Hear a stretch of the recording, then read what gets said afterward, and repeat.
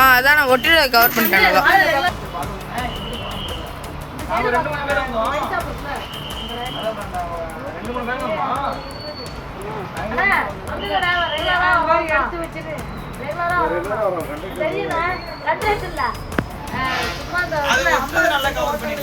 அதான் நான் ஒட்டில கவர் பண்ணிட்டேன்.